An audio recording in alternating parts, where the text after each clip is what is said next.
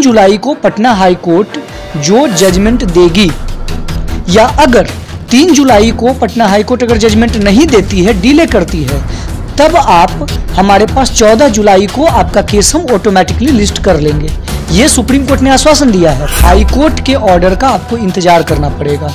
आप high court के order का इंतजार करिए।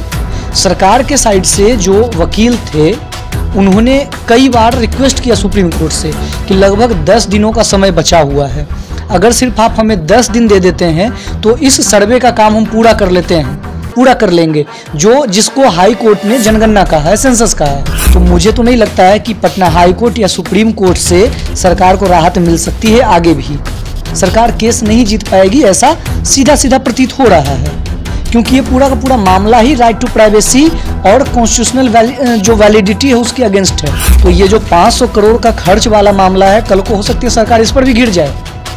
सरकार अभी ये कंटीजेंसी फंड से जो आकस्मिक निधि है उससे निकाल के खर्च कर रही है, ये कहीं से भी जायज नहीं है।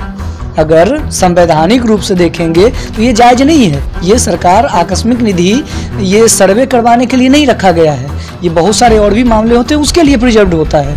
एक और बात है, आज सुप्रीम कोर्ट ने एक और चीज़ों पर क्वेश्चन राइज कर दिया है, और वो है डेटा सिक्योरिटी को लेकर। सुप्रीम कोर्ट ने कहा कि आप इस डेटा को कहाँ प्रिजर्व कर रहे हैं, आपके पास कोई ऐसी एजेंसी है, आपका कोई अपना क्लाउड है? ऐसे तो बिहार सरकार ने कहा कि हमारा अपना क्लाउड है जहाँ पे हम इस डेटा को प्रिजर्व कर रहे हैं, हम रख रहे हैं। लेकिन वहाँ पे जब डिटेल में पूछा गया तो बातें सामने आई कि इसके ऊपर डेटा को प्रिजर्व करने के लिए बेल्ट्रॉन काम करेगी, जबकि बेल्ट्रॉन पूरी तरह से सरकारी कंपनी नहीं है, वो एक प्राइवेट कंपनी है जो बिहार सरकार को मैन पावर देती है आईटी के सेक्टर में। अगर किसी फैमिली के हर पर्सन को अगर आप काउंट कर रहे हैं, साथ में उनकी सारी आर्थिक स्थिति को काउंट कर रहे हैं, उसका इंफॉर्मेशन ले रहे हैं, आप उसके जाति के बारे में जान रहे हैं, आप उसके रिलीजन के बारे में जान रहे हैं, उसकी राष्ट्रीयता जान रहे हैं, आप कौन सा स्टेट से बिलोंग करता है, कौन सी जगह से बिलोंग करता है, ये सारे डेटा को अगर आप इकट्ठा कर रहे हैं, हर चीज इकट्ठा कर रहे हैं, तो इसी के बेसिस पे सुप्रीम कोर्ट ने कहा और हाई कोर्ट ने भी कहा था कि ये जनगणना है, ना कि ये सर्वे है। दोस्तों, बिहार में चल रहे जाति आधारित जनगणना पर बिहार सरकार चौतरफा गिरते हुए नजर आ रही है। आपको बता दें कि बिहार सरकार के जाति आधारित जनगणना पर हाई कोर्ट ने अंतरिम रोक लगा दिया था। इस अंतरिम रोक पर बिहार सरकार सुप्रीम कोर्ट गई थी। अब सुप्रीम कोर्ट के द्वारा भी यह फैसला सुनाया गया है कि यह अंतरिम रोक जो है वह कायम रहेगी, और बिहार सरकार को यह कहा गया है कि आप फिर से हाई कोर्ट का दरवाजा खटखटाएं और उस 3 जुलाई का इंतजार करें जिस दिन हाई कोर्ट जो है अपना फैसला सुनाएगी। इस विषय में हमारे साथ बात करने के लिए कानून के जानकार AK सिंह सर मौजूद हैं। सर, क्या लगता है कि जो अंतरिम रोक लगाया गया और फिर से सुप्रीम कोर्ट जो है उसी फैसले पर कायम है हाई कोर्ट के, क्या कहना चाहेंगे? अभी सुप्रीम कोर्ट ने, देखिए क्या है कि स्टेट बहुत ही ज़्यादा जल्दबाजी में आ गई। सिंपल सी बात है कि जब तक हाई कोर्ट इस मामले को अगर सुन रही है और हाई कोर्ट के साइड से किसी तरह का कोई इंटेंशनल डिले नहीं दिख रहा है, तो उस कंडीशन में हाई कोर्ट के जजमेंट के बिना सुप्रीम कोर्ट डायरेक्ट चले जाना तो ये तो होना ही था। लेकिन मैटर ये नहीं है कि सुप्रीम कोर्ट गई और सुप्रीम कोर्ट ने रिजेक्ट कर दिया, सारा मामला तो कुछ और ही है यहाँ पे। सर, जैसे कि सुप्रीम कोर्ट ने अब अंतरिम रोक लगा दिया है, 3 जुलाई का इंतजार है, तो 3 जुलाई को अगर हाई कोर्ट अपने फैसले पर कायम रहती है तो फिर बिहार सरकार क्या करेगी, आगे किस तरह वो अपना काम करेगी? फिर से सुप्रीम कोर्ट का दरवाजा खटखटाएगी या सुप्रीम कोर्ट की तरफ से क्या राहत मिलेगा? देखिए, सुप्रीम कोर्ट ने अभी जैसे आज लगभग 1.5 घंटे तक सुप्रीम कोर्ट में सुनवाई चली। सरकार और जो पिटिशनर के वकील थे अच्छा खासा जिरा हुआ 1.5 घंटे तक, बीच में लंच ब्रेक हुआ, लंच ब्रेक के बाद भी ये चलता रहा। मामला ये हुआ, सुप्रीम कोर्ट ने 1.5 घंटे तक सारे मामले को सुना। सुनने के बाद सुप्रीम कोर्ट ने क्लियरली ये कहा कि हाई कोर्ट के ऑर्डर का आपको इंतज़ार करना पड़ेगा। आप हाई कोर्ट के ऑर्डर का इंतज़ार करिए। सरकार के साइड से जो वकील थे उन्होंने कई बार रिक्वेस्ट किया सुप्रीम कोर्ट से कि लगभग 10 दिनों का समय बचा हुआ है, अगर सिर्फ आप हमें 10 दिन दे देते हैं तो इस सर्वे का काम हम पूरा कर लेंगे, जो जिसको हाई कोर्ट ने जनगणना कहा है, सेंसस कहा है। ठीक है, तो सुप्रीम कोर्ट ने क्लियरली कहा कि इतनी भी कोई जल्दबाजी नहीं है जिसके लिए आपको बीच में ही 10 दिन का समय दे दिया जाए। सुप्रीम कोर्ट ने भी हाई कोर्ट के बहुत सारी चीज़ों को माना भी है। ऐसा नहीं है कि सुप्रीम कोर्ट ने माना नहीं, हाई कोर्ट ने जिन जिन मुद्दों पे सवाल उठाया है सुप्रीम कोर्ट ने भी उन्हीं चीज़ों के ऊपर सवाल उठाया, जैसे प्राइवेसी के लेकर, डेटा सिक्योरिटी को लेकर बहुत सारी चीज़ें हैं, एक एक करके बताया जा सकता है। 3 तारीख को सुप्रीम कोर्ट ने कहा कि 3 जुलाई का आप इंतजार करिए, 3 जुलाई को पटना हाई कोर्ट जो जजमेंट देगी, या अगर 3 जुलाई को पटना हाई कोर्ट अगर जजमेंट नहीं देती है, डिले करती है, तब आप हमारे पास 14 जुलाई को आपका केस हम ऑटोमेटिकली लिस्ट कर लेंगे। ये सुप्रीम कोर्ट ने आश्वासन दिया है, लेकिन फिर भी वहाँ से केस को रिजेक्ट करके सुप्रीम कोर्ट ने भेज दिया है पटना हाई कोर्ट में कि 3 जुलाई तक का इंतजार करिए, 3 जुलाई को पटना हाई कोर्ट जो बातें कहेगी उसके बाद ही हम चीज़ों को आगे देखेंगे। सर, जल्दबाजी की बात आपने कही, बिहार सरकार का दलील है कि हमारे पैसे की बर्बादी हो रही है, समय जाया हो रहा है, और अब तो 10 से 15 दिन ही बचे हुए थे। इस 10 से 15 दिनों में जाति आधारित जनगणना जो है खत्म हो जाती। तो इन तमाम चीज़ों की बात बिहार सरकार की तरफ से की जा रही है, इसको किस प्रकार देख रहे हैं आप? देखिए, जहाँ तक पैसे खर्च होने की बात है तो मुझे तो लगता है कि जो 500 करोड़ का मामला है, आगे जाकर अगर किसी ने आपत्ति जताई, अगर कोई कोर्ट का दरवाजा अगर खटखटा ले, तो ये जो 500 करोड़ का खर्च वाला मामला है, कल को हो सकती है सरकार इस पर भी गिर जाए। सरकार अभी ये कंटीजेंसी फंड से जो आकस्मिक निधि है उससे निकाल के खर्च कर रही है, ये कहीं से भी जायज़ नहीं है। अगर संवैधानिक रूप से देखेंगे तो ये जायज़ नहीं है। ये सरकार आकस्मिक निधि ये सर्वे करवाने के लिए नहीं रखा गया है, ये बहुत सारे और भी मामले होते हैं उसके लिए प्रिजर्व्ड होता है। तो यहाँ पर तो सरकार घिर सकती है आगे, लेकिन आज का जो ओवरऑल मैटर रहा उसमें बातें क्लियर थी। एक और बातें आज सुप्रीम कोर्ट ने एक और चीज़ों पर क्वेश्चन राइज कर दिया है, और वो है डेटा सिक्योरिटी को लेकर।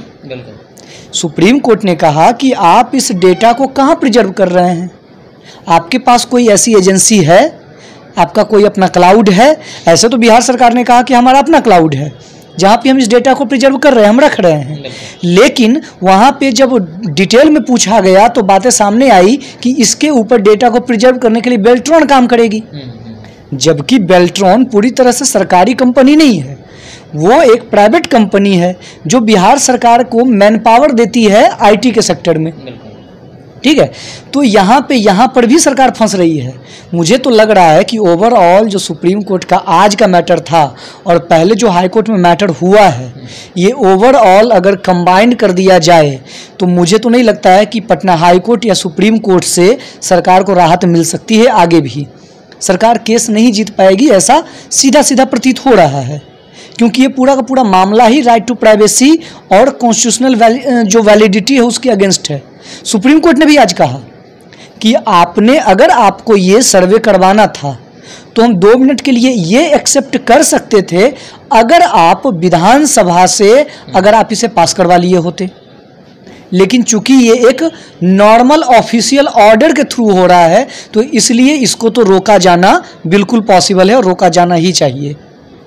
जनगणना की बात हम कर रहे हैं, जनगणना सरकार का कहना है कि ये जनगणना नहीं है, सर्वे है, और इस चीज़ को लेकर जो है सुप्रीम कोर्ट लगातार बिहार सरकार को बताई, चाहे हाई कोर्ट भी हो, हाई कोर्ट ने भी बताया कि यह आप जो करवा रहे हैं वह सर्वे जनगणना करवा रहे हैं, और बिहार सरकार का लगातार कहना है कि मैं सर्वे करवा रहा हूँ। इसको किस प्रकार देख रहे हैं कि सर्वे और जनगणना में क्या अंतर है, लोगों को बताएं।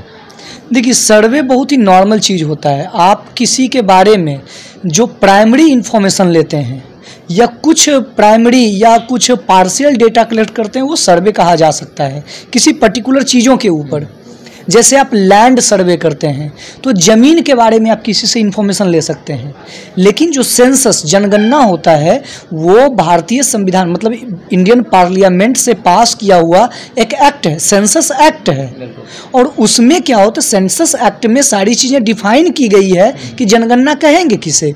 अगर किसी फैमिली के हर पर्सन को अगर आप काउंट कर रहे हैं, साथ में उनकी सारी आर्थिक स्थिति को काउंट कर रहे हैं, उसका इन्फॉर्मेशन ले रहे हैं, आप उसके जाति के बारे में जान रहे हैं, आप उसके रिलीजन के बारे में जान रहे हैं, उसकी राष्ट्रीयता जान रहे हैं, आप कौन सा स्टेट से बिलोंग करता है, कौन सी जगह से बिलोंग करता है, ये सारे डेटा को अगर आप इकट्ठा कर रहे हैं, हर चीज़ इकट्ठा कर रहे हैं, तो इसी के बेसिस पे सुप्रीम कोर्ट ने कहा और हाई कोर्ट ने भी कहा था कि ये जनगणना है, ना कि ये सर्वे है। सर, वो 500 करोड़ की हम लोग बात करेंगे जो आकस्मिक निधि से निकाला गया है, तो 500 करोड़ में से तो कई अधिकतर करोड़ जो है खर्च हो चुके होंगे अभी तक जनगणना करवाने में, तो अब क्या सरकार करेगी? भरपाई, उस आकस्मिक निधि का भरपाई किस प्रकार हो पाएगा? देखिए, अभी तो हाईकोर्ट इसके, देखिए अभी तो कोई केस भी नहीं गया है हाईकोर्ट में, लेकिन ऐसा नहीं है। मुझे तो लगता है कि जो सारा सिचुएशन चल रहा है उसमें अगर हाईकोर्ट या सुप्रीम कोर्ट में, प्राइमरी लेवल पे हाईकोर्ट में अगर कोई पिटीशन ये डाल देता है कि इस पैसे का दुरुपयोग हुआ है, ठीक है, ये कंटीजेंसी फंड या आकस्मिक निधि से ये पैसे खर्च नहीं होने चाहिए थे, तो वहाँ पे सरकार घिर सकती है कोर्ट में। और अगर कोर्ट, जैसा कि अगर हम लोग एक्सपेक्टेड बातें कर रहे हैं, तो अगर कोर्ट इसके ऊपर क्वेश्चन कर देती है तो सरकार को और खास करके मुख्यमंत्री को, जिनका सिग्नेचर होता है फाइनली डॉक्यूमेंट के ऊपर, वो सीधा सीधा फंस जाएंगे। ये आपको उसी तरीके का मामला दिखता हुआ नजर आएगा जो कोयला घोटाला और 2G घोटाला के समय में मनमोहन सिंह के ऊपर क्वेश्चन राइज हुआ था। ये उसी तरह का क्वेश्चन राइज होता हुआ दिखेगा, मिसयूज का, ठीक है, ये फंड के मिसयूज का।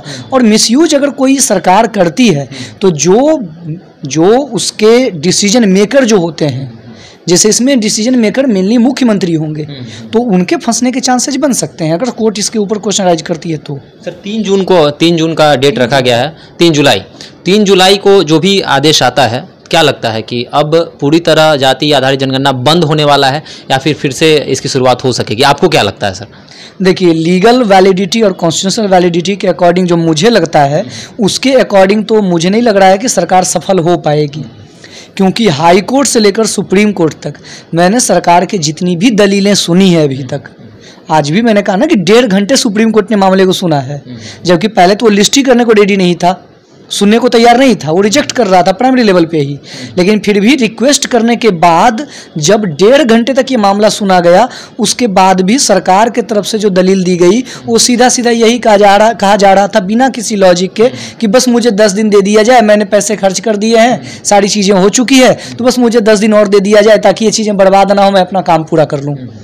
तो ये मुझे लग रहा है कि सरकार की तरफ से कोई लॉजिकल डिसीजन तो दिख नहीं रहा है, कोई लॉजिकल जो इंटरप्रिटेशन होता है किसी पॉलिसी के ऊपर, वो भी गवर्नमेंट की तरफ से नहीं दिख रही है।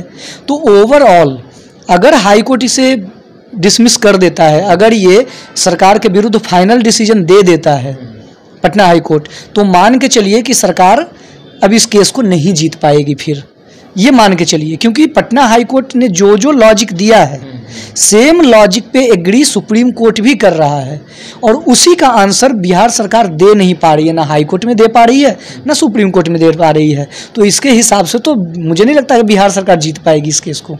तो बिल्कुल आपने देखा कि बिहार सरकार जो है हर पहलुओं पे कमजोर होती हुई नजर आ रही है, और हाईकोर्ट का जो आदेश आया है और 3 जुलाई का वो वक्त रखा गया है, 3 जुलाई को हाईकोर्ट अपना क्या फैसला सुनाती है, और हो सकता है कि 3 जुलाई को जो फैसला हाईकोर्ट सुनाए उसी फैसले पर सुप्रीम कोर्ट भी कायम रह सकती है। तो अब जाति आधारित जो जनगणना हो रहा है, इस विषय में आपके क्या विचार हैं? साथ ही साथ हाईकोर्ट ने जिस प्रकार फैसला सुनाया है, इसके विषय में आपके क्या विचार हैं? आप हमारे कमेंट सेक्शन में बता सकते हैं। देखते रहें द बिहार टॉप। धन्यवाद। तो आपने सुना विजय सिन्हा को किस तरीके से वो जदयू के पर टिप्पणी कस रहे हैं और बड़ा ही विवादित दे दिया है। इसके बाद से अब महागठबंधन की तरफ से प्रतिक्रियाएं आनी शुरू हो गई। जो भी खबरें होंगी लगातार हम आपको देंगे। इस वीडियो में इतना ही।